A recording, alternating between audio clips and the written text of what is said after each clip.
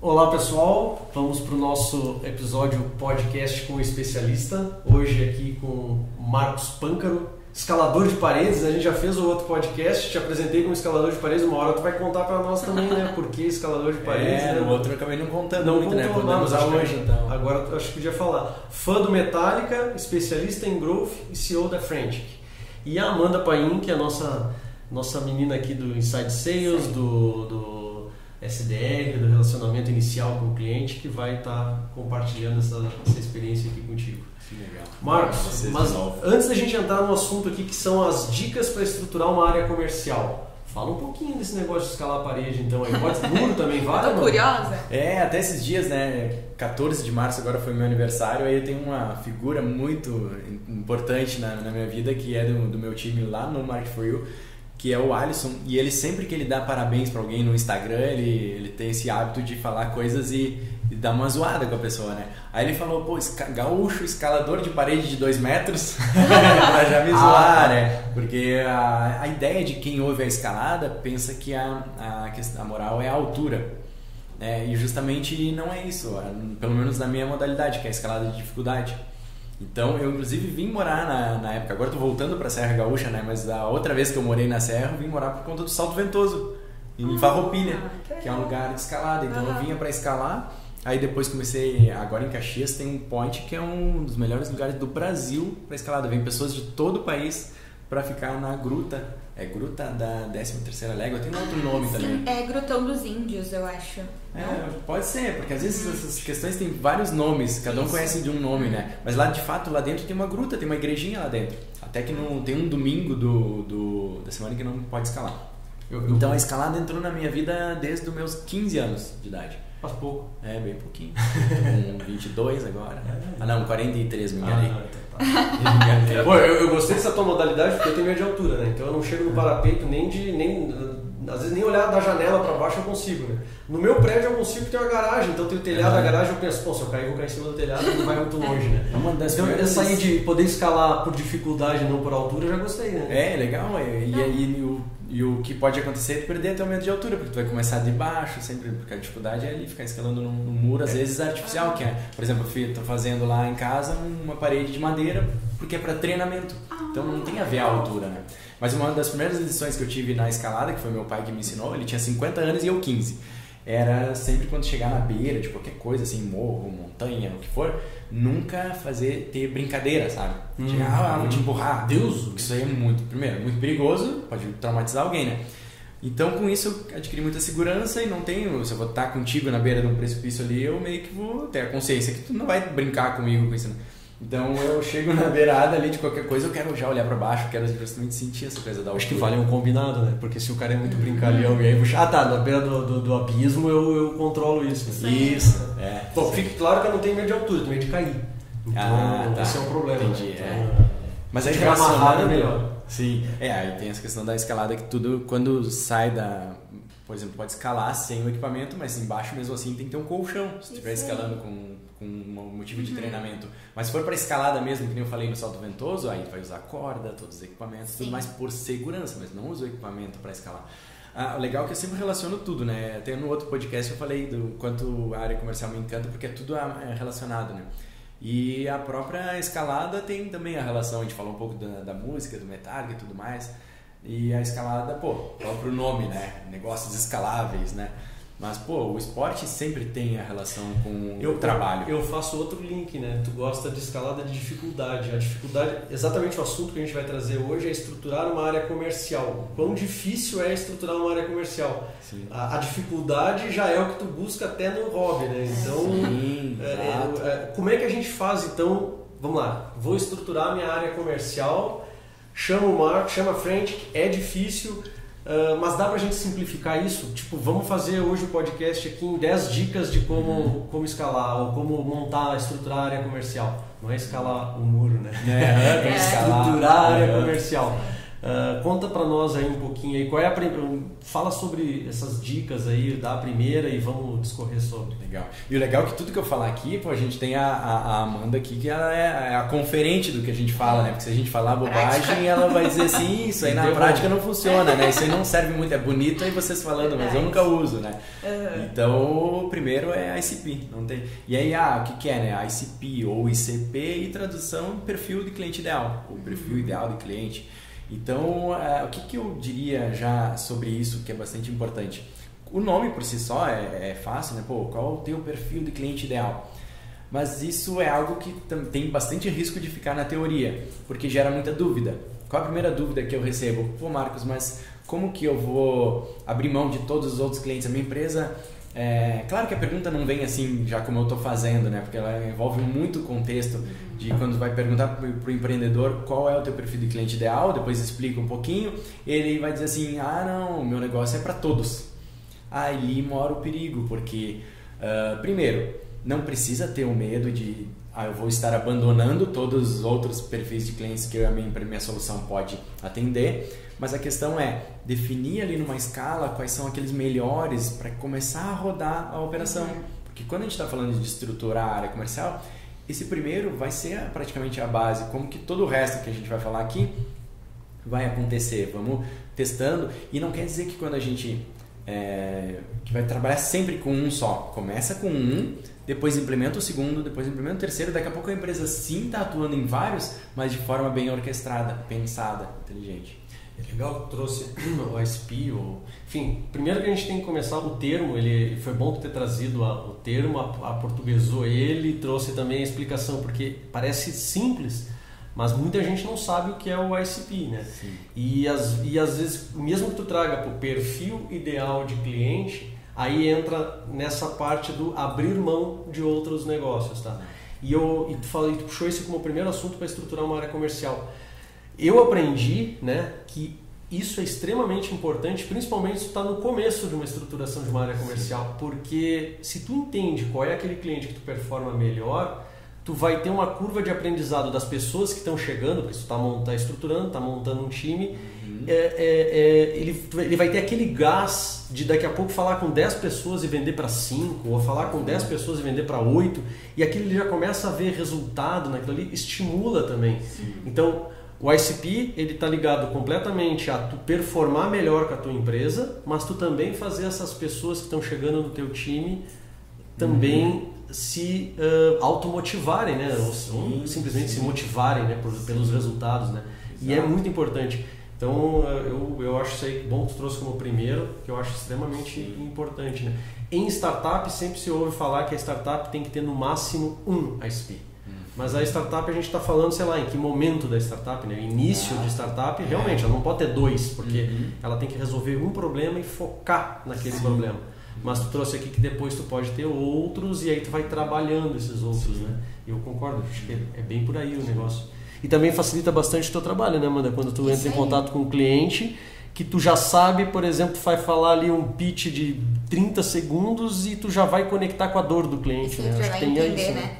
É bem importante o Insight Sales saber a teoria e poder aplicar na prática, né? Por exemplo, quando a gente fala de inteligência de mercado, de passar a lista para a pessoa que vai ligar, é legal a gente ter essa experiência também de nem sempre ir no campo que vai atender a gente, né? Que vai linkar com a gente, porque quando tu entende a teoria desse processo e tu sente na prática e tu entende que realmente, nossa, isso não tem nada a ver, é muito mais enriquecedor do que alguém chegar e te falar, esse não vai dar certo, né? Tu sentir que não vai dar certo, tu entender que não vai dar certo, né? E aí, nunca é drástico assim também, tipo, não dá certo, como que faz dar certo, como que com esse ICP eu entendo quem é a pessoa que eu preciso buscar conexão, o quão difícil é ou o quão fácil, em que tipo de canal ela mais está presente, tem o gatekeeper, né, que é o porteiro, digamos assim, como que a gente, porque sempre vai ter, toda empresa vai ter lá o seu gatekeeper, ou é a secretária, ou é o porteiro, ou é o analista de marketing e tudo mais, só que quem é então esse gatekeeper, quem é o influenciador e quem é o decisório, sabendo essas três consigo montar uma estratégia para chegar nelas. Não tem como, não existe, ninguém vai dizer assim, olha, esse é o gatekeeper, o influenciador e decisor, e eles são impossíveis de falar com eles. Não, eles estão sempre precisando de uma solução e tudo mais, né? Agora, uma questão que eu acho importante, que surge bastante também é, tá bom, mas como definir o ICP? Boa. E para mim não é definir, é como construir. Existem, na minha visão, duas formas. Ou a empresa já está, se ela está atuando, aí acaba sendo uma, porque ela tem que ter uma base, naquela base com certeza vai ter informações riquíssimas, né? Inclusive que tipo de cliente que ele já atende, que ele não quer mais atender, porque às vezes se tem muita dúvida de como escolher um ICP, às vezes é legal fazer um exercício de como eliminar perfis de clientes. Elimina, porque a gente vai pegando aquele gostinho, daí a pouco naturalmente, já vivenciei isso na prática, é muito legal, empreendedor dizendo assim, não, é para todos, meu negócio é para todos. Tá bom, mas vou inverter a pergunta. Me diz algum tipo de cliente que tu não queira mais trabalhar. Aí ele respondeu vários. Pô, mas não era para todos? Né? Aí ele mesmo riu. Entende? Tipo, pô, é verdade, dá para sim escolher empresas mais ideias. E inclusive assim, o que é legal fazer exercício? Quando tu vai escolher um ICP, se fazer a pergunta, seria possível montar uma empresa com a minha solução só para esse ICP? Que ela diga, olha lá, empresa especialista nisso para... Como existe muitos hoje. Existem soluções. Marketing para dentista, mercado odontológico. Ele só faz isso. Se for um veterinário procurar ele para fazer o marketing, ele vai dizer, não, eu sou marketing odontológico. Se especializou naquele mercado, né? Ele vai conectar muito mais com o cliente dele, né? Exatamente. Eu acho que esse exercício aí é importante e também tu tendo o teu ICP definido direitinho, tu vai eliminar o teu atrito também, né? Porque olha a energia que tu tem que gastar para chegar em todas essas etapas que tu falou e depois não é o teu cliente e aí tu vai chegar lá e o cara, mas o que eu vou fazer com esse produto, né? Sim. E uma coisa que eu tava pensando, te ouvindo falar, se não daria certo, o cara também faz esse exercício de eliminar e o outro é empatia. Te coloca no lugar agora desse cliente. Sim. Se tu fosse esse cliente, tu contrataria a tua solução?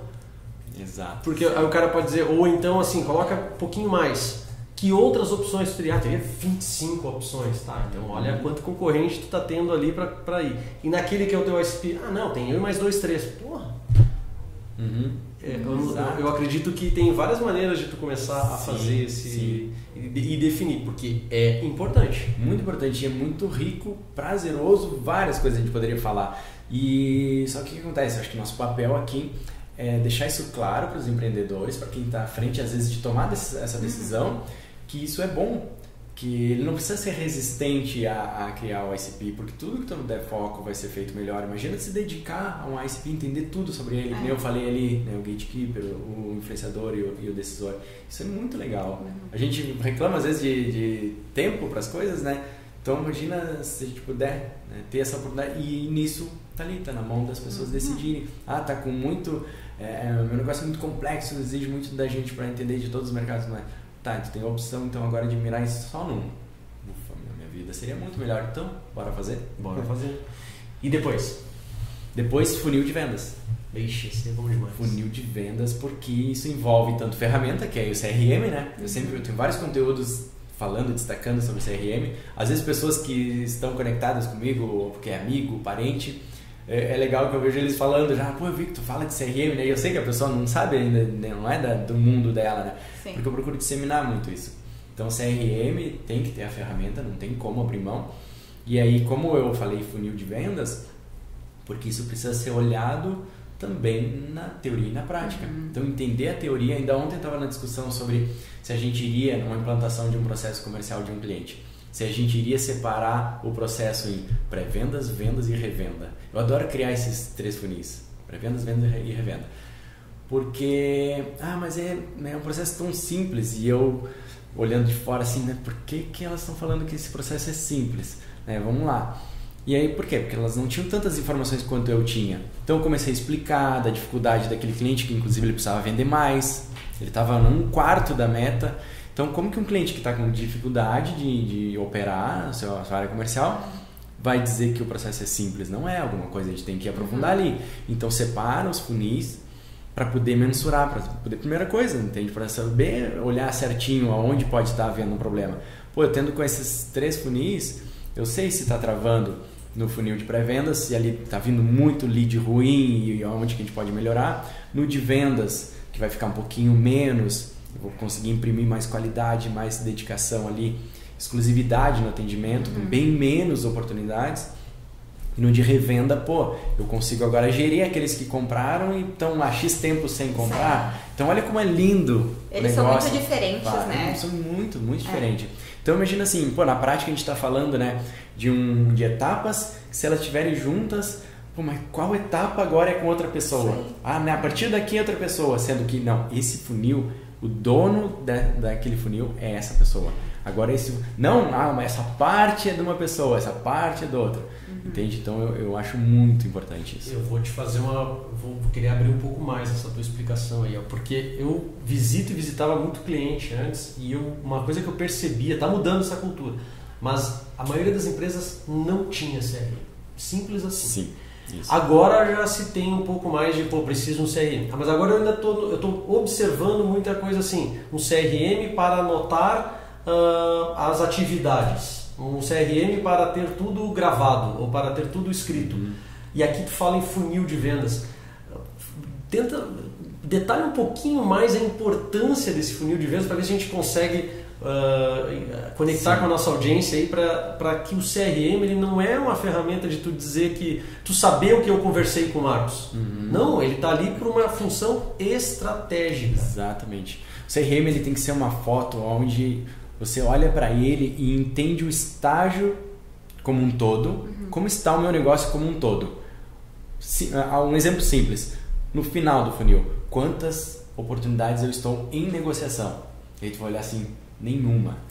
Entende? Puxa, e aí preciso vender. Então, veja bem, tu tá falando que precisa vender e não tem nenhuma oportunidade em negociação. Tá tudo travado no início. Tu está preocupado com a venda, esquece a venda, faz de conta que tu não precisa mais vender, tu precisa agora atuar nessas etapas. E é importante entender, quando a gente fala funil e CRM, entender que funil a gente está falando da estratégia, entende? Entender que é uma jornada. Então é louco, eu sempre digo, né, que é bonito tudo amarrado, mas também às vezes pode gerar até um medo, sabe? Sim. Meu Deus, tudo é conectado com tudo, ou seja, ficou complexo, eu vou fugir disso. Não quero mais assim. Não, mas olha isso como bonito, sabe? Como bom, porque tudo faz sentido. Então entender funil é entender uma jornada, entender que a gente não está simplesmente falando de é legalzinho ter um CRM, porque aí fica tudo organizado, né? Não é isso, que nem tu falou, é a estratégia. O organizado é o óbvio, sim, claro que tem que ser organizado, mas o objetivo é tu olhar para as etapas e entender esse cliente, em que estágio ele está. Ele está em negociação.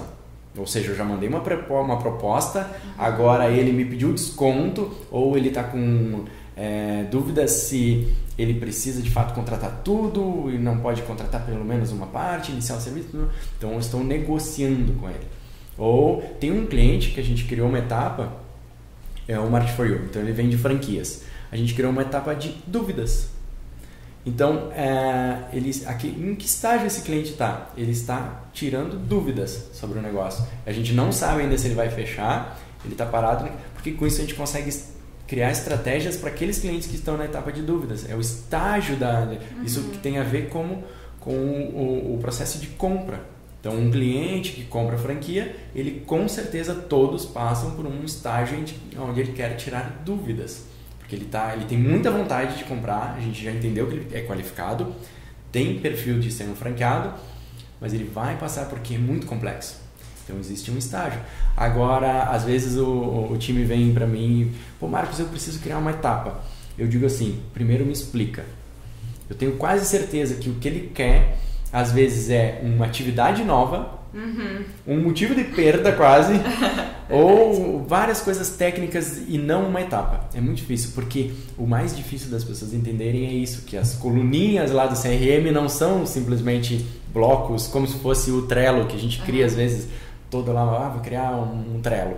Aí o Trello, a pessoa cria tudo, às vezes, tipo, várias coisas. Eu preciso... Um passo a passo. Um passo a passo. Ou, eu vou criar um Trello para arrumar a casa. Aí, então, eu tenho a coluna do quarto, a coluna do... Isso, o que eu tenho que fazer no quarto. Então, são coisas que não tem nada a ver uma com a outra. Não é uma etapa. Então, um Kanban, porque o funil ele é um Kanban é uma coisa que começa na esquerda, como escrever no caderno. Da esquerda para a direita. Ele tem que ser um funil deitado, né? é que se fala muito, por exemplo, em custo de aquisição do cliente, que é o CAC. E daí uma dos pontos de tu identificar o teu custo de aquisição de cliente, o tempo que ele está ficando ali para converter, né? Porque se ele levar 6 meses para converter, olha só que interessante, leva 6 meses para converter um cliente. Aonde que está travando para ele não deslanchar e fechar antes do 6º mês? Daqui a pouco ele está ficando 4, 5 meses no dúvidas. Exato. Então vamos entender o que tanto o pessoal tira dúvidas. Então vamos daqui a pouco entregar isso pronto para essa etapa, daqui a pouco reduzir o tempo e ao invés de fechar em 6 meses, fechar em 2. Porque não adianta, se tu alongar o teu tempo de conversão, demora para converter, demora para performar, e o teu CAC vai começar a aumentar, porque tu vai ter que gastar energia e tempo em cima desse cliente. Né? Não é só o custo do operacional versus o que o cliente me traz de rentabilidade. Né? Enfim, tem que entender isso também. Por isso as etapas são importantes ter para também tu identificar onde tu pode melhorar, né? Sim.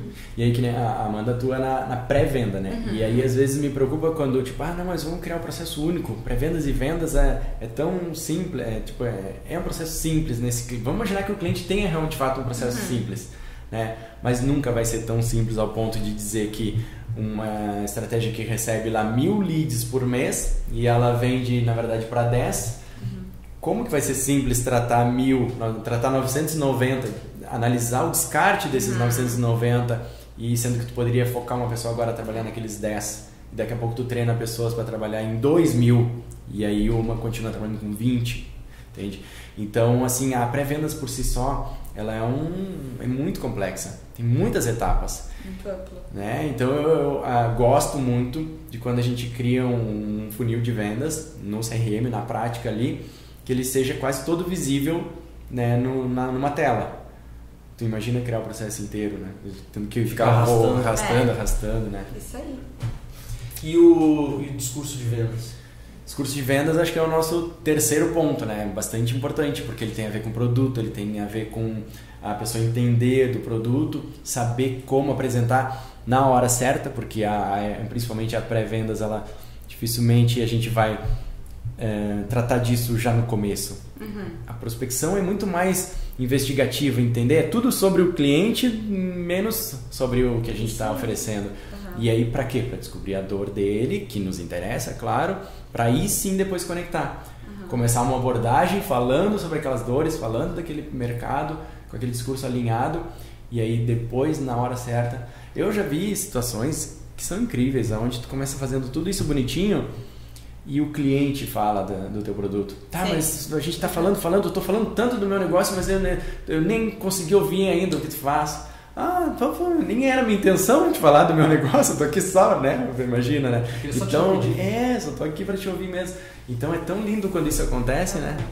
De o cliente pedir para tu falar da solução. Tu vê que uma coisa conecta na outra, né? Porque tu tem o ICP, que é o teu perfil de cliente ideal, tu tem o funil de vendas que gerencia essa jornada do cliente até a conversão, e esse script, essa abordagem, isso tudo, se tu entender do primeiro, ela vai fluir melhor. Sim, sim. E aí eu acho que a parte técnica, assim, que a Amanda até pode nos ajudar, é a questão de, tem os scripts, né? Mas como interpretar isso e usar na prática sem ser aquele modo robótico, né? Não sei se pra ti no início, quando tu teve o primeiro contato com o script, te deu aquela impressão de que ia ter que seguir e falar exatamente. E também é importante ter o script antes de fazer esse contato com o cliente? Eu acho importante ter um script. E eu acho importante não ler o script, né? Então, eu acho que é ímpar tu saber o que tu vai falar, né? Porque, principalmente no início, a gente fica muito nervoso. Então, é muito fácil tu esquecer completamente. Sim. Tipo, meu Deus, e agora? O que eu vou reportar pra essa pessoa que tá se dispondo a me ouvir, né? Porque o primeiro passo, eu digo, o primeiro obstáculo que eu sinto como pré-venda é tu conseguir com que o cara te atenda. Né? Ok, o cara me atendeu, agora o que eu vou fazer? Despertar a curiosidade dele. Despertei a curiosidade dele, e agora o que eu vou fazer? Sabe? Então, essas etapas, até que tava comentando do CRM, dentro da cabeça da gente, né? Sim. Que a gente tem que elencar quando a gente vai ligar pra alguém. Mas, sem dúvida, essa questão de tu trazer, despertar o interesse do teu produto e falar, então, é isso mesmo que eu tô te ofertando. Né? Já aconteceu de eu estar falando com clientes aqui, oferecendo as questões aqui da nossa solução da Native, e aí a pessoa fala assim, ah, legal, eu queria uma solução que integrasse com a CRM. E aí eu falei, pois então, sabia que eu tô te ligando de dentro da CRM?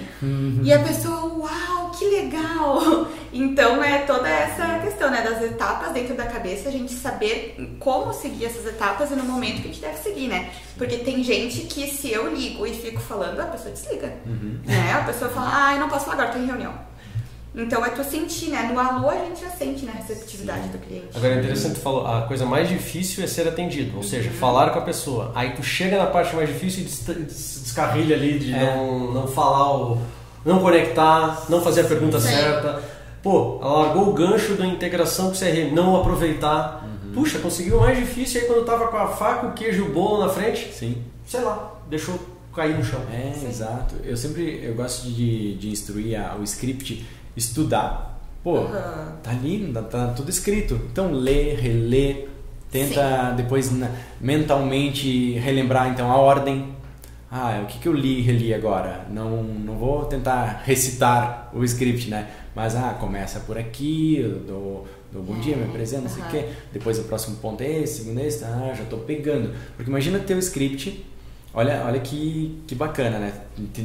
Tudo isso bem estruturado já agora no teu conhecimento, entender, tipo aquela coisa de colégio, né? Não precisa decorar, tem que aprender, né? Sim. Então aprende porque se o cliente, porque a gente vai falar com uma pessoa e cada um reage de um jeito. E se tem no teu script que em algum momento tem que perguntar como conheceu, se for um lead inbound, né? Como conheceu a nossa empresa? E ele já inicia a conversa falando, é que eu conheci vocês e tal coisa. Aí a pessoa pode bugar, né? E depois, de repente, se ela não é esperta, entendeu? Ela vai lendo o script, aí ela pergunta, chega na hora de fazer a pergunta, como você conheceu? Aí a pessoa, então, né, como eu falei lá no início, né? Então já imagina, isso não pode acontecer. Tem que ter já o discernimento de, viu, aquela terceira pergunta já está respondida. E vai lá no CRM e já anota. Faz isso, entende? E isso de CRM de empresas que não trabalham é uma coisa que me deixa muito confusa, porque eu não consigo imaginar um cenário comercial sem um CRM. Sem uma anotação, sem tu saber para quem tu tá ligando, o que já foi conversado, né? E outra técnica assim, que eu desenvolvi quanto a isso de script, de pesquisa de cliente, eu gosto de ler as avaliações do Google. Porque, por exemplo, tu vai ligar para um provedor de internet, aí tu vai lá ler a avaliação do Google. Exemplo, péssimo atendimento, fiquei horas na ligação aguardando. Aí tu já pega e já liga pro cliente, nós desenvolvemos essa melhora do teu atendimento, né, por isso, e aí ele já vai despertar, porque tu soube chegar, né, tu soube o que falar para que esse cara, se pudesse te ouvir. Eu fiquei curioso agora, mas por exemplo, nesse caso, tu cita que tu viu a avaliação ou tu só aborda? Eu jogo um verde. Isso, que de repente, né, falar... Não, o cara pode sofrer. Isso. Nunca falei legal. Assim, mas eu olho. Olha aí, uma dica importantíssima essa. Né? Estuda alguma coisa e fala, não precisa ser dito, ele já sabe talvez. Isso aí.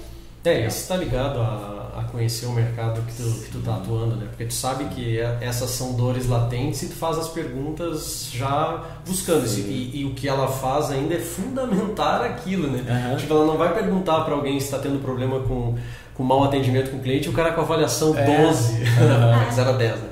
E o cara tá com a avaliação máxima lá, então é bem...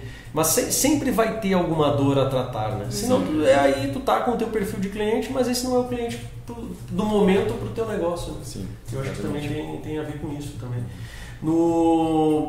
Então, ICP, funil de vendas, discurso de vendas, né? Fazer a conexão com o cliente, que mais?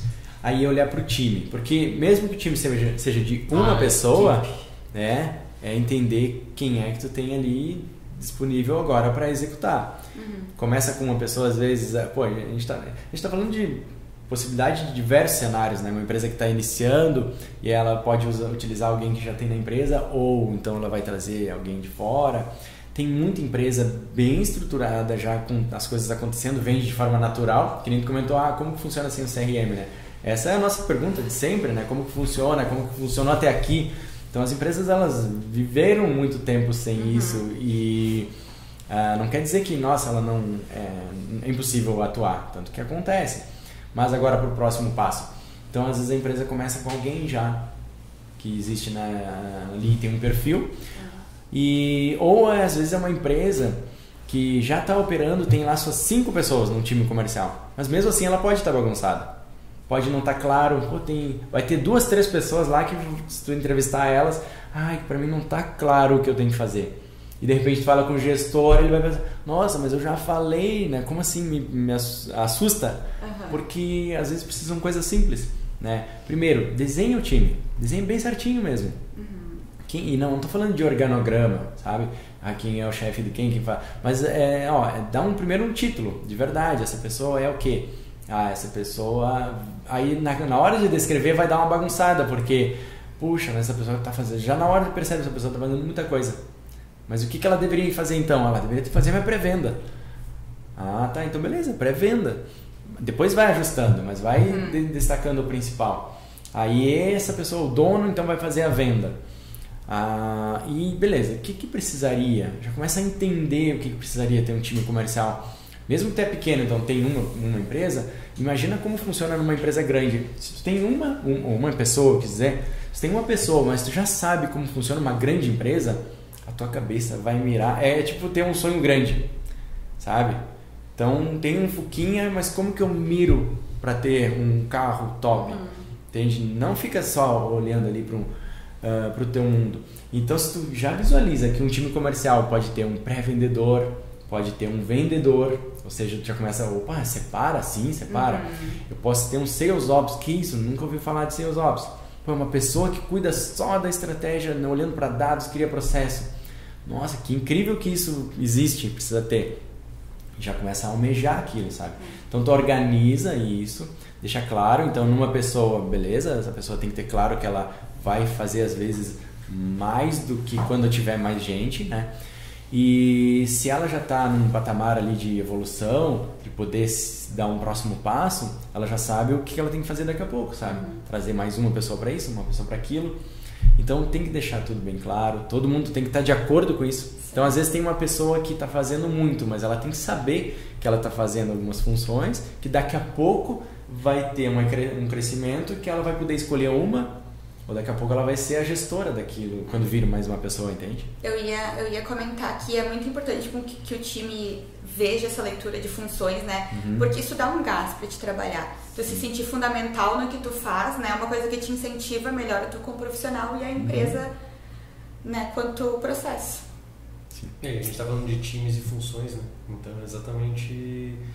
Tem que estar todo mundo... É o time. Não é time porque é bonito falar time, né?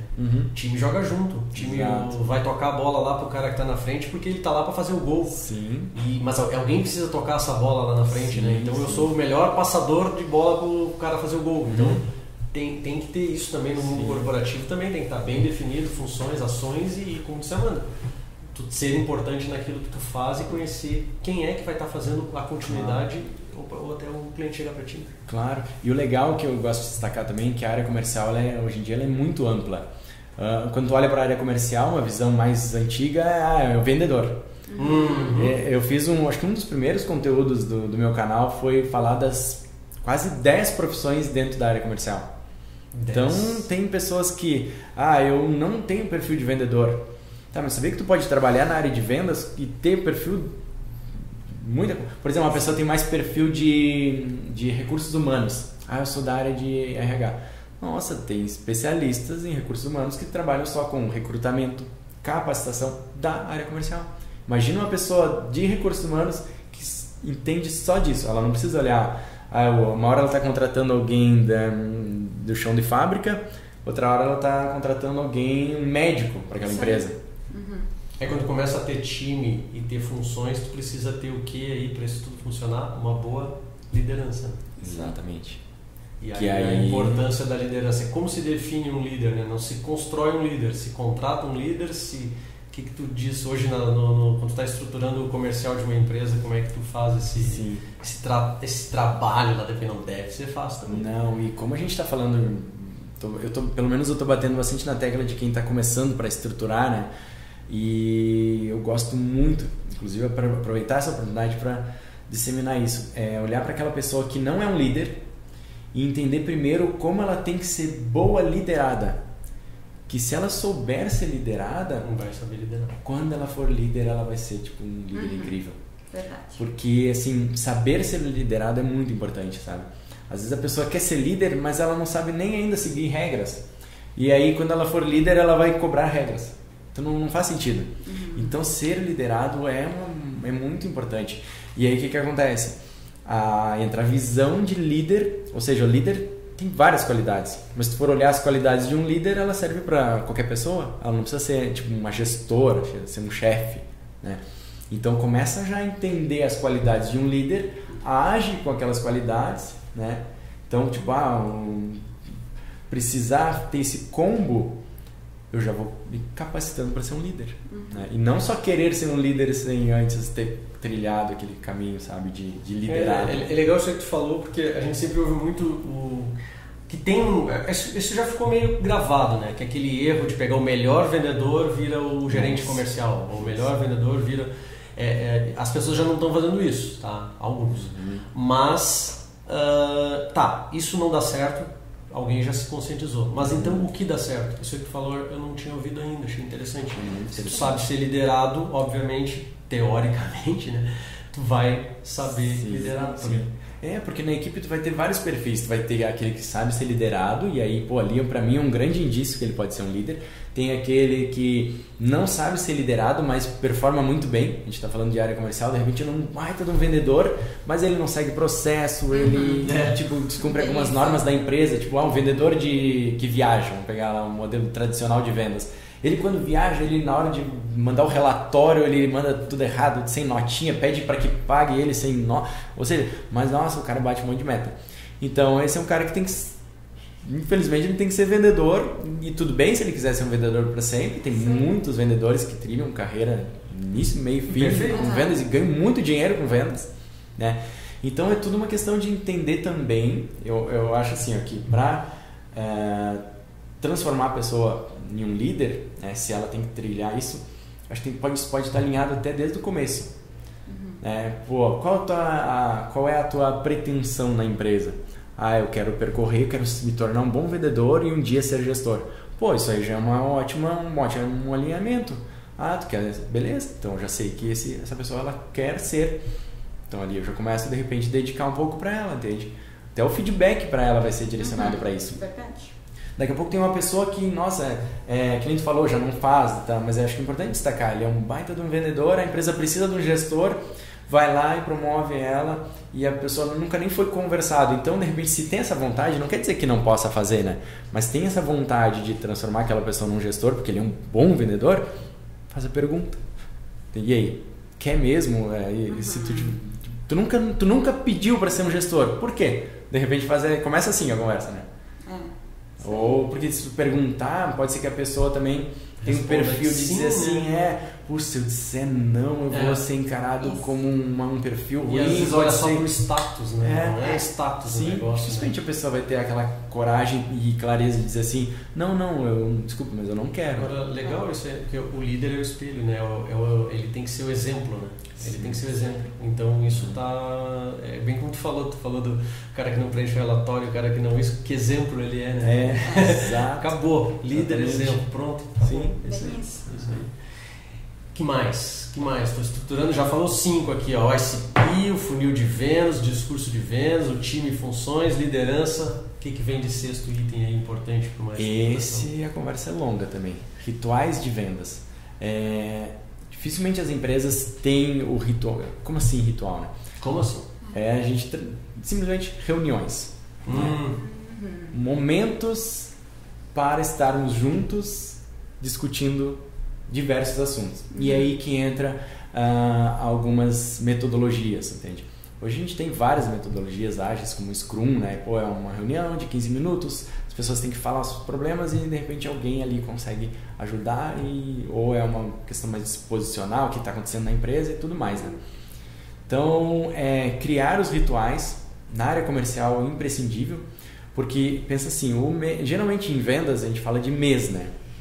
É o mês. A empresa olha para o ano e os vendedores olham para o mês, porque é ali que vai ter o variável dele, geralmente. E aí o que eu vejo muito? Os meses passam, principalmente quando a gente vai ficando mais velho, tudo vai passando mais rápido, né? Um ano hoje em dia, para mim, voa. Né? Um ano para mim parece um mês. O ano começou esses dias e a gente já tá falando em chegar no meio do ano e daqui a pouco estamos me programando pro Natal, né? Verdade. Então voa. Só que o que eu vejo muito é as empresas negligenciarem o percurso daquele mês. Passa o mês inteiro para parar, olhar e ver o que... E dizer assim, pô, não batemos a meta, isso é inadmissível. Tá, mas no dia 2 foi visto se a empresa ia bater a meta? Não, mas é muito cedo. Não é muito cedo. Consegue criar dados para analisar. Nossa, só em olhar o primeiro dia, como que é o primeiro dia do nosso histórico? Pô, a empresa tem 3 anos às vezes. Como que é o primeiro dia da nossa história? Olhar o mês com o mês anterior e o mês com o ano anterior. Né? Sim. Tem que ter essa relação. Então eu tenho vivenciado diversos cenários diferentes, mas todos eles sempre se encontram um padrão ideal. Então já dá pra gente ter um ritual diário, dá pra ter um ritual semanal, dá pra ter um ritual quinzenal e um ritual mensal. São os momentos. Mas isso sim, tem que fazer. Tá, tem que fazer e faz? Não, então beleza. E dosar também, né? Não é reunião demais. Eu gosto muito de estabelecer tempo de reunião, né? Sim. Porque se tu senta para conversar, porque a coisa que a gente tem muito é de pular o assunto e tá falando de outras coisas, né? Uhum. Então, vamos lá. Qual é o assunto? A pauta é essa. Sim. Então, vamos focar na pauta e o tempo é esse. Exato. Para que a gente não fique se espaçando, falando de outras coisas, dá um tempo de cada um também. Eu não sei se tu defende essa ideia, mas vamos lá, reunião de 15 minutos tem 3 pessoas, então é 5 cada um, ou é 3 cada um, são 5 pessoas. E isso já vai criando também dentro daquelas pessoas que estão trabalhando naquela reunião, de se organizarem também para dedicar o tempo delas, que é o que elas têm, né? Trazer o assunto dentro do tempo que elas têm. Claro. Eu tenho vivenciado bastante no Market for You, que é um cliente que a gente tem, está no mesmo grupo, então lá é bem intenso e a participação lá. E uma coisa que deu muito certo é dailies de 30 minutos. Você pode, a gente, nossa, meu Deus, todo dia 30 minutos. Vai ser perfeito para todos que estão naquela reunião? Não. Mas para muitos ali vai ser muito importante. Entende? Então é o quê? Todo dia tem um tema, ter uma organização no sentido de todo dia é o gestor que puxa o assunto, ele que vai conduzir, ele que vai... E detalhe, né? A maioria das dailies lá, o tema é sempre direcionado para pré-vendas. É muito louco, porque vendas, ele é muito intenso no dia a dia. Porque o vendedor, geralmente, ele está muito conectado com o diretor. Tô com uma oportunidade, eles estão o tempo inteiro se falando.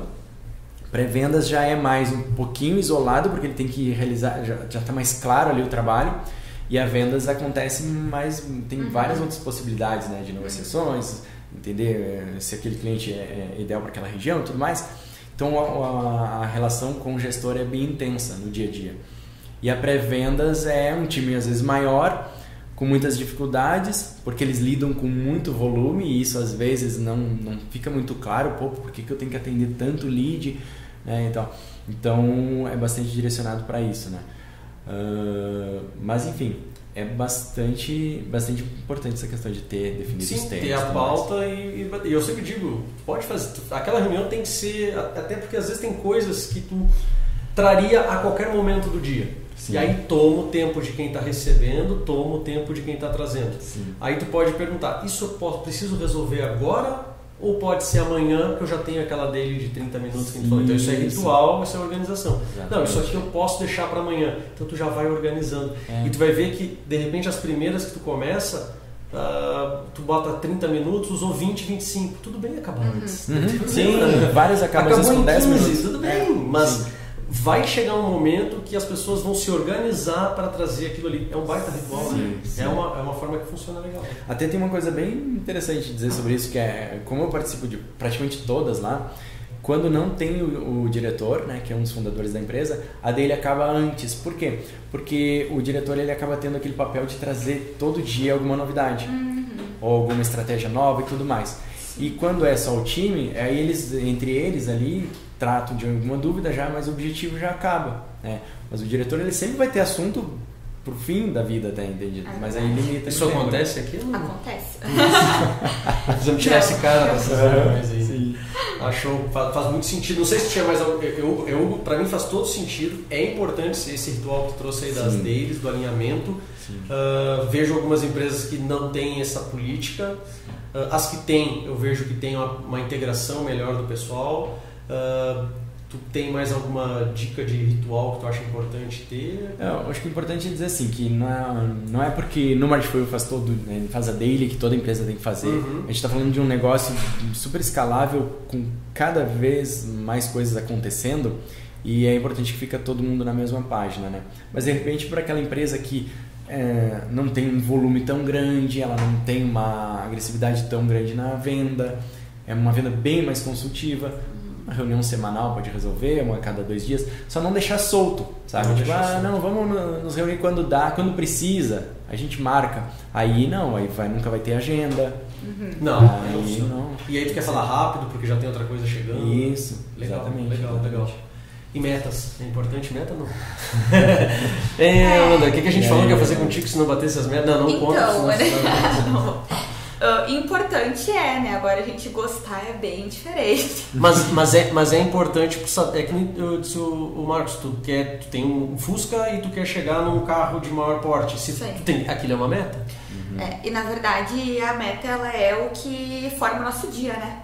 Sim. Porque se a gente não tem um caminho para chegar, a gente vai para tudo quanto é lado, né? Sim. Então ela é importante nesse sentido e eu brinco, né? Ninguém gosta de meta. Claro, ninguém gosta assim de ser cobrado. Mas a cobrança, ela nem sempre ela é ruim, né? Sim. E a cobrança, ela nem sempre vem do outro. A cobrança, ela é necessária de nós mesmos também. É isso que eu ia falar. E eu tenho uma notícia boa para essa situação, que é o seguinte, porque o que eu falo sobre metas? Que, na verdade, eu trato esse tema com 2 termos que faz parte até da nossa metodologia quando a gente implanta a área comercial, que é KPIs e metas, ou seja, indicadores e metas. E aí, o que eu digo? As metas, elas são o segundo passo. Primeiro é a definição dos indicadores, e aí tem ainda algo intermediário a isso, que ainda libera um pouquinho dessa visão de, às vezes até um medo, um receio de metas, né? Porque a metas é quase que sinônimo de cobrança negativa, às vezes, né? E então tem os KPIs definidos, porque são muitas opções. Isso é uma coisa que atrapalha muito as empresas, porque gera muita dúvida. Eu sempre falo assim, que quando você vai olhar, eu tinha essas dúvidas, né? Puxa, mas quais KPIs olhar?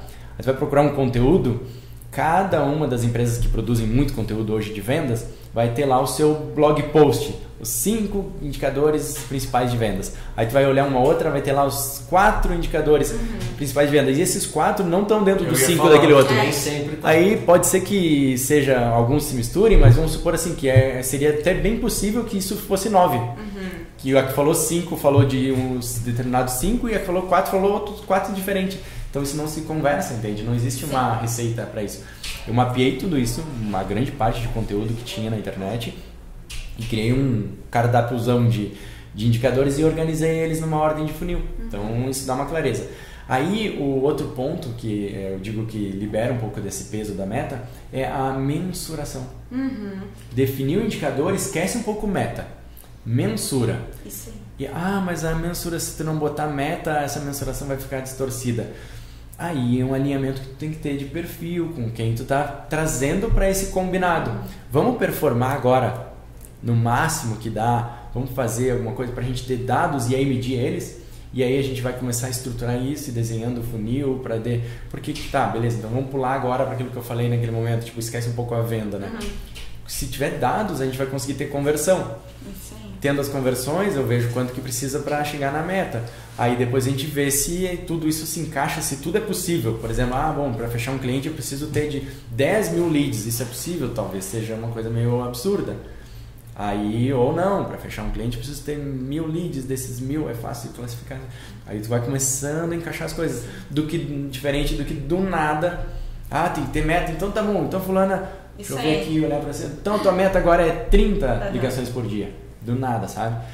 Às vezes até dá para fazer um pouco devagar um pouquinho as metas, assim, devaneio, digamos assim, né? Mas aí ter isso também como combinado. Vamos estabelecer aqui 30. Né? A gente está falando um número aleatório, mas só para tu ter um norte, para a gente ter, de novo, a mensuração. Mas não se preocupa no 30. A gente pode ser que depois de uma semana a gente chegou em 20, pode ser que a gente chegou em 40, e aí vai... Ontem a gente estava conversando sobre isso. Eu não vou falar nomes, mas talvez tu saiba até pela performance que é assim. A gente está falando de bancos. Né? E meta em banco. Hoje tu chega no... É chato, né? Mas banco físico lá, bancão, tu chega lá, qualquer coisa que tu pede, os caras estão querendo te vender um título de capitalização. E eles abrem para ti. Não, eu tenho meta aqui, eu preciso vender 30 por mês, 30 por não sei o que. Falam.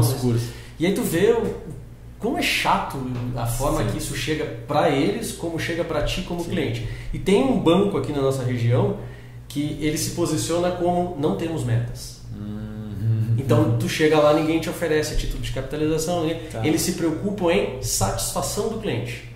Ou seja, o cliente satisfeito, ele engaja mais, ele vai comprar mais e vai não sei o que, não sei o que, não sei o que. Claro que cada negócio é um negócio. Banco é um negócio que meio que funciona bem diferente. Mas olha a preocupação, eles entenderam o negócio deles, entenderam o ICP deles, entenderam o funil de vendas deles, foram entendendo as etapas, né? E não tem meta. Mas eu sei que tem, porque existe uma meta, que é crescer, né? Então é uma meta global, é uma meta, e todo mundo tá junto naquela meta. Porque se esse indicador, que é bem como tu falou, conectou, né? Defina os indicadores antes da meta. O indicador é, se está sempre crescendo, meu cliente está satisfeito, estou atendendo bem, por que eu vou cobrar que o cara venda 30 títulos de capitalização? Né? O negócio está crescendo. Então acho que fecha, né? Fecha, e com certeza eles têm meta, só que ela é tratada diferente. Ela é tratada diferente. Ela tem meta. Se cavucar bem, acho até o nome dela. Isso aí. Não temos metas, pessoal, nós temos que bater este número aqui. mas tira o peso, vamos lá, tu tem meta de fazer... Aqui a gente está falando de ligação, não fecha muito, mas tu tem a meta de, digamos que tu vendesse na base, né? Então tu tem a meta de expansão da carteira. Mas não necessariamente vender 10 daquele produto, 30 daquele produto. E como é que tu ganha a satisfação do teu próprio cliente? Atendendo bem, ouvindo ele, ouvindo ele, daí trazendo o que ele precisa e não o que tu quer vender, né? Eu sempre digo, né? Vendo o que o cliente quer comprar, não o que tu quer vender. Mais ou menos nessa linha. E eu acho que a forma que tu colocou a criação da meta, eu achei legal porque ela juntou com isso que a gente estava falando ontem. E aí faz o gancho para o próximo, que é olhar os dados do realizado. Depois de tudo isso feito, agora sim se debruçar nesses dados, analisar eles com consistência. Ainda ontem eu estava trabalhando nisso, até postei lá no meu Instagram, né, porque todo dia, não façam isso, né, mas todo dia de noite, onde eu estou mais tranquilo ali, eu faço o terceiro turno e eu vou olhar um pouquinho para dados, que a gente está num momento de, por exemplo, estou modelando alguns dados no Excel para depois virar relatório. Até isso eu falo assim, vai criar um dashboard. Tá, mas já sabe quais dados? Modela isso antes, analisa um pouco e vê se isso precisa ser um padrão para sempre, aí cria um dashboard mais automatizado. Então, analisando dados de realizado, dados às vezes simples, né, mas que nunca são olhados com consistência. Tem dados no Market For You, como eu disse, tem uma consistência lá. O Market For You vai fazer agora 3 anos, já passou de 3 anos. Estou praticamente desde o início com eles lá. Comecei com a consultoria, depois as empresas se juntaram. Então a gente tem uma consistência de análise de dados incrível, assim. E precisa olhar para sempre, porque cada momento é um momento. A gente tinha um momento que uma conversão era lá em cima. Agora a conversão, como o volume está muito maior, a conversão despencou. Então é um momento agora de entender se essa conversão está correta, ter despencado tanto. No primeiro momento, é normal, mas mesmo assim dói, né? Tipo, que ruim ter uma conversão menor. Eu acho importantíssimo olhar para dados e coletar dados, né? Que é o que a gente já vinha falando desde o CRM, né? De alimentar ele, trazer informações. Eu lembro são 2 clientes que eu lembro. Um, por exemplo, é uma concessionária. Uma empresa que eu visitei, uma concessionária qualquer. Assim, a concessionária, ela faz o quê? Ela vende carro, tá? Toda pessoa que entra na tua concessionária, ela tá com intenção de comprar um carro. Às vezes ela já vai certo para comprar aquele carro, mas às vezes ela está pesquisando aleatoriamente, ela quer mudar de carro e daqui a pouco até mudar a marca de carro que ela tem. E é uma falha que eu vejo, me coloco como cliente, tu entra numa concessionária, raramente eles coletam alguma informação de ti. E não é só a informação que o senhor está buscando, um carro novo, um carro usado. É para agora, você está trocando de carro por que motivo? eu posso estar trocando de carro porque a família está aumentando. Ah, mas quando vai acontecer isso? Ano que vem. Tá, então teu tempo de decisão é maior. Então vamos alongar o nosso relacionamento com esse cliente. Não, cara, tá nascendo mês que vem, eu preciso de um porta-mala grande para carregar carrinho. Opa, então esse cara vai trocar agora. Então eu tenho que manter uma proximidade maior com ele. As empresas ou as concessionárias, enfim, não perguntam nada disso. Outro exemplo, eu estava pesquisando material de construção para um determinado negócio que eu queria fazer. Só que, cara, tu tá numa vida corrida, tu tem um monte de coisa para fazer ao mesmo tempo, né? Tu também tá construindo, então de repente vai te linkar com alguma coisa aqui. Mas aquilo não é a minha prioridade. Eu fiz o orçamento, recebi a proposta, depois ninguém me ligou para saber se eu já tinha comprado de outro, se o preço dele não tinha ficado bom para mim, algum material que ele orçou nada, me abandonaram total. Se o cara tivesse feito mais contatos comigo, talvez até por uma questão, realmente eu preciso me livrar desse negócio, eu preciso me livrar até dele, vou fazer. Mas nem isso teve essa preocupação. Então, teve o dado que é o cara com a intenção de trocar o carro, teve o dado que é o cara com a intenção de construir, mas não foi feito nada depois disso. E o que eu me espanto nisso é quando eu vou no médico.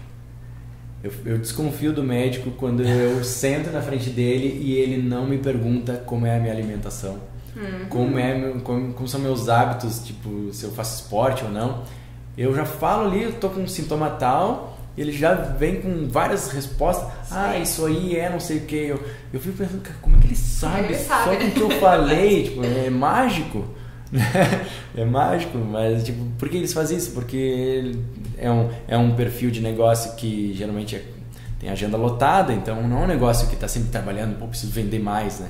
Então já é esse modo, né? Da concessionária não deveria tanto ser assim, né? Porque é uma coisa super concorrida, com certeza eles estão sempre buscando bater meta. Então, quando eu vejo negócios assim e que não me atendem com essa frequência, porque como a gente é de vendas, a gente não gosta também que nos perturbem, mas a gente também sempre presta atenção, né? Essa pessoa podia ter feito mais follow-up comigo, né? E aí eu olho assim, talvez seria uma oportunidade de negócio. Imagina se a gente abre um negócio igual a esse e faz como eu estou imaginando que deveria ter feito. Tem várias maneiras de fazer isso, né? Não precisa botar um questionário para o cara preencher, né? Vamos tomar um café aqui e faz as perguntas certas. Que aí é o trabalho de abordagem do cliente. Dá para fazer no presencial também. Então, eu vejo bastante isso, tá? E eu acho extremamente importante coletar dados e usar os dados. Sim. E aí a próxima que eu gosto sempre de comentar, que é olhar dados por etapas. A gente estava falando bastante, né, sobre CRM, sobre as etapas e tudo mais, né? Então, assim, nem sempre motivos de perda vão acontecer nas mesmas etapas.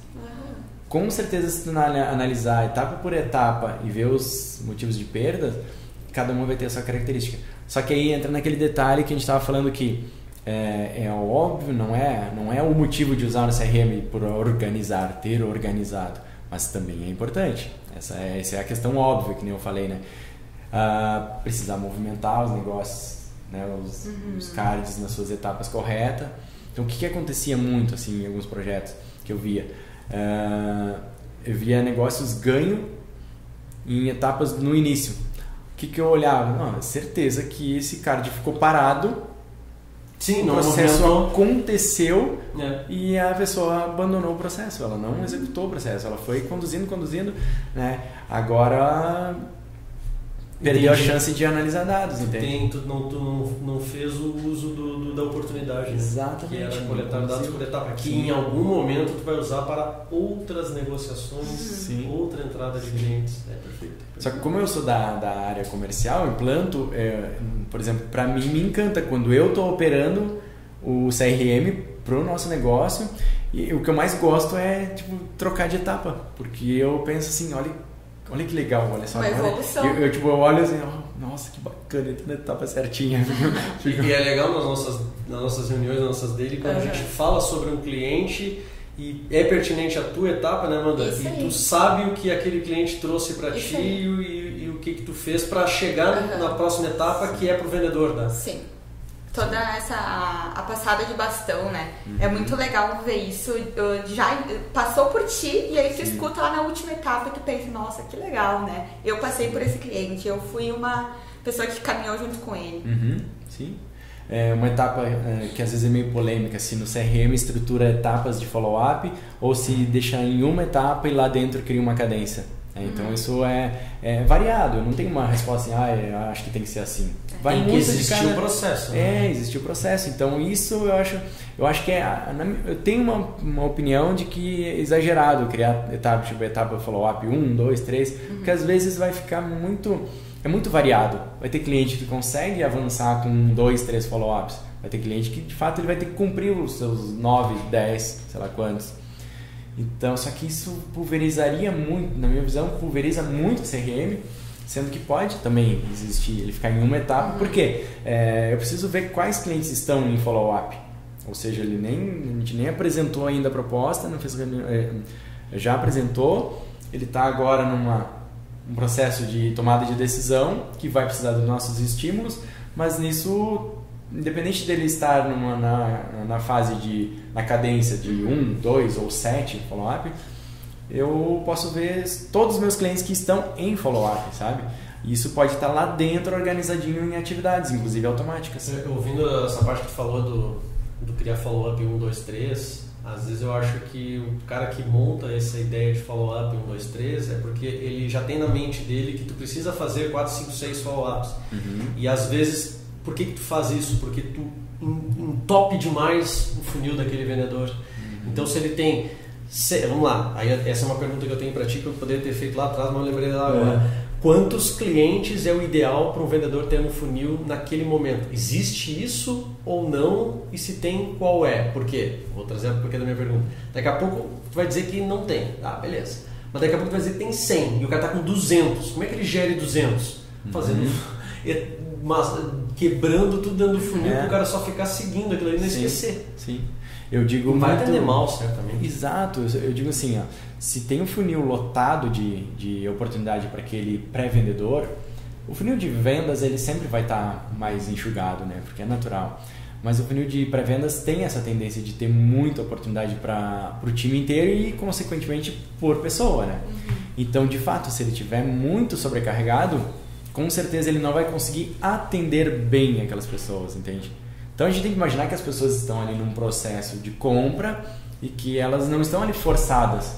Mesmo no outbound vai chegar um momento que houve ali uma linha de corte onde agora antes de uma prospecção fria passou agora a ter uma prospecção de mútuo relacionamento, né? Então agora ele está seguindo uma outra etapa. Agora ele sabe. Eu digo assim que às vezes a gente está prospectando pessoas que nem imaginam que a gente existe. Ela não sabe, a gente está falando delas pelas costas, né? Ela nem sabe. Exatamente. Depois a gente se conecta e isso vira um outro processo. Mas tem uma coisa que eu acho muito interessante para ter essa resposta, porque não tem uma resposta padrão, muitos falam. Eu sempre gosto bastante do benchmark, mas eu vejo as pessoas perguntando, né, nos grupos de WhatsApp, pessoal, quantos leads é ideal para um SDR ou para um BDR? Eu já corro lá e já boto lá, depende. Porque eu já sei que vai vir um monte de resposta e aquilo vai me irritar um pouco. Porque vai vir gente falando, o ideal é tanto. Cara, é igual o CRM. Como eu tenho a parceria com o PipeRun faz 4 anos, e eu sempre digo, eu tenho parceria com o PipeRun, e eu vou sempre defender o PipeRun para aqueles que eu acho que é pertinente. Só que dificilmente, por exemplo, assim, o PipeRun não vai servir para um cliente, porque é uma ferramenta completa. Mas eu me incomoda quando alguém pergunta, pessoal, eu estou procurando no CRM, qual vocês indicam? E já vem trocentas pessoas, tal. Depende. Só que está todo mundo respondendo aquele que eles usam. Exato. Isso aí. Entende? E aí eu gosto de perguntar, vamos perguntar. Só que até pelo fato de só perguntar, querer saber mais, tu começa a já mostrar uma empatia, fica até mais fácil, né? Mas sobre a resposta da quantidade, é assim, o depende, e aí cada operação, tendo ali tudo bem estruturado, vai olhar as processadas. Começa a analisar o que um time consegue processar. Então, ou seja, ele recebe X leads, naquele mesmo período, quantos que ele dá ganho e quanto que ele dá perdido. Isso é a linha de produção, ele está fabricando, ele recebe ali uma demanda, aí ele, no fim da esteira é isso, sai os perdidos e sai os ganhos. Ele está recebendo 50 e ele está processando, independente do que ele fez, se ele deu perdido ou ganho, processando 10, nossa, está ali a resposta se ele está sobrecarregado. Sabe que quando falou vem a pergunta de qual CRM usar, dava pra gente usar a tua primeira dica, né, do ICP, porque o CRM também tem o ICP dele, claro. né? Então o CRM A tem o dele, o B tem o dele, o C tem o dele, então depende do que tu faz, porque tu tem que ser o cliente ideal de alguém. Sim. Porque não pode também, se tiver, a gente já falou aqui, se eu como cliente não posso vender para todo mundo, exato, o cara que tem o CRM também não pode vender para todo mundo. Então primeiro entenda quem que vende para o teu mercado. Sim. Não é o que tu tá usando e tá dando certo, porque se o teu mercado é diferente do meu, o que dá certo para ti não vai dar certo para mim necessariamente. Exato. E eu até comentei que o PipeRun ele serve para várias empresas, mas porque eu sei que na estratégia do PipeRun eles têm vários ICPs e já estão num momento que é aquilo que a gente estava conversando, depois de uma trilha percorrida, eles hoje têm maturidade para ter vários ICPs e poder às vezes até ter um discurso bem específico para aquele segmento. Beleza, estamos chegando à 10ª dica então, né? Depois eu vou passar uma por uma aqui para rapidinho, mas a 10ª dica para fechar aqui o nosso pod é capacitação. E ela, assim como liderança, me encanta muito esse termo, porque tem uns clichês que são bem bacanas, mas eles são interessantes. Quando a gente ouve clichê, parece é uma coisa negativa, né? Mas é igual o óbvio tem que ser dito, o clichê também tem que ser dito. Que é assim, a capacitação, às vezes, a pessoa deposita muito na empresa proporcionar. E hoje, né?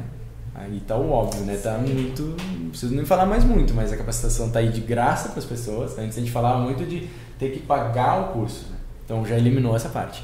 E detalhe, mesmo antigamente, como eu sou mais do antigamente, né? Tem vivências de, a empresa não me paga o curso. Tá bom, e a empresa pagou o curso.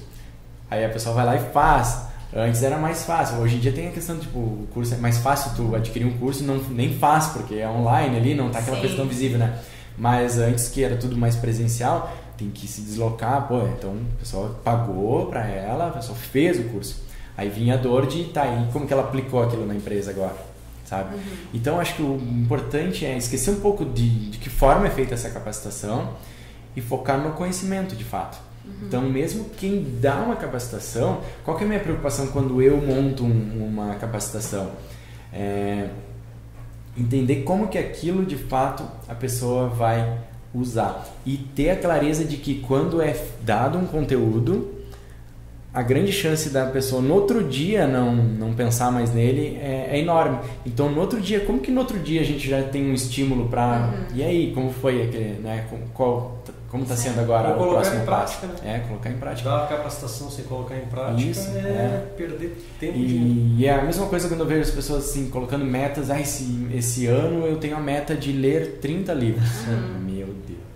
Eu sempre digo assim, cara, se pegar um livro, até pra mim mesmo, eu não leio muitos, mas já li vários. Inclusive eu tenho alguns que eu nunca nem li inteiro. A grande maioria dos livros que eu tenho, só que aí o que acontece? Eu nunca nem li inteiro propositalmente. Porque imagina se a gente ficar lendo tanto livro. Beleza, tu vai ficar assim com certeza com uma melhor a escrita, teu capacidade de conversa é muito maior, mas imagina qual é o propósito de alguém pegar e sentar e escrever um livro que aquilo seja útil. E se um livro tem 300 páginas, tudo aquilo tem que ser útil. Só que como que vai ser possível tu aplicar aquelas 300 páginas? Só aquilo já é impossível. Imagina aplicar todos os livros que tu vai ler. Vou ler 30 livros por ano. Nossa, usando como mérito, sabe? Eu consigo ler 2, 3 livros por mês. Vai de novo e fecha, né? Porque a gente falou de metas que saem do nada, sem ter o indicador ideal, metas chatas, meta de ler o livro, mas não absorver, né? Eu fui da página 1 a 300, o que tu viu? Não sei. Sim. Pra mim a coisa mais rica num livro é reler ele. Eu gostaria de ter menos livros hoje na minha estante e poder ler sim 2, 3, 4 vezes o mesmo livro. Porque se tu for ver também, às vezes tem assuntos que se repetem, mudam o nome, mudam a forma de contar, mas é a mesma coisa. Então tu já tem aqueles que estão conectados contigo. Isso, e a questão de reler é porque tu é outra pessoa quando tu vai ler de novo. Então tu vai absorver diferente. Ponto de vista, né? Vai interpretar diferente aquilo, né? Então... Showzaço. Bom, então só repetindo as 10 dicas para estruturar o comercial. Definir o ICP, e ela apareceu várias vezes aqui na conversa, né? Até para tu comprar e para tu vender, né? o funil de vendas, entender todas as etapas, o discurso de vendas, ter o script, estar engajado, né? O time e funções, tá? E ter o time para que todas as pessoas sejam importantes e façam as suas ações para que tudo aquilo se resulte.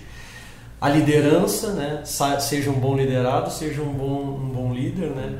Os rituais de vendas, que a gente esticou aqui também bastante. Metas bem definidas, mas não metas chatas, vamos criar os indicadores. Dados realizados, dados por etapas, saber onde perdi o cliente, por que perdi. Capacitação, trazer isso, capacitar e estimular que a capacitação seja aplicada. Bem importante. 10 dicas de estruturar a área comercial. Mais informações, o Marcos está à disposição, né, com a Frantic, com redes sociais e tudo Instagram, mais. YouTube, LinkedIn, WhatsApp. Bastante conteúdo. Muito obrigado, Marcos, pela presença aqui no nosso episódio do podcast O Especialista. Quer fechar com alguma informação, algo a mais aí? Vamos fechar dando uma dica para todo mundo, então, que é a motivação própria, né? Então tem mais um clichê, vou falar, né? Motivação, ninguém motiva ninguém, a gente se automotiva e a própria palavra diz, né? Entender o motivo do porquê que a gente está fazendo, né? Então, se você é da área comercial, entende que ali é a sua carreira, entende que você é importante, não está sendo chato com as pessoas, está levando solução, acho que isso já é meio caminho andado, né? E tá o tempo inteiro buscando energia, porque vendas é muita resiliência, né? O tempo inteiro tá lidando com um grande volume de de coisas que não se encaminham, mas ter essa consciência, ter essa consciência, sabe? Eu vejo muitas pessoas às vezes, né, tipo, se apegando a tudo aquilo que não dá certo e deixando de dar a oportunidade de aproveitar aquilo que é bom. Então, daí a chance de dar errado é muito maior. Quando tu olhar para aquele pouquinho do funil que dá certo, todo o resto vira natural. Isso aí. É muito fácil a gente se desanimar, né? Por isso que é uma área que exige tanta resiliência. Sim. Em dias, por exemplo, na terça-feira eu fiz 5 agendamentos, na quarta eu fiz 2. Aí eu pensei, só 2 agendamentos. E aí eu fui ver, eu criei várias atividades de retorno. Então é tu ver também o quanto que tu foi produtivo, né? Não o quanto tu trouxe de resultados, de fatos em número. E tá preparando a próxima etapa, né? O próximo dia, o próximo contato. É isso aí, né, Amanda? Essa é a tua dica, então, pra se despedir da audiência? Essa é a minha dica. E muito obrigado, hein? Prazer ter com vocês aí. Da mesma forma, esperamos te encontrar aqui para um próximo podcast, outros podcasts aqui. E é isso, pessoal. Obrigado e aí aguardo o nosso próximo episódio do podcast O Especialista.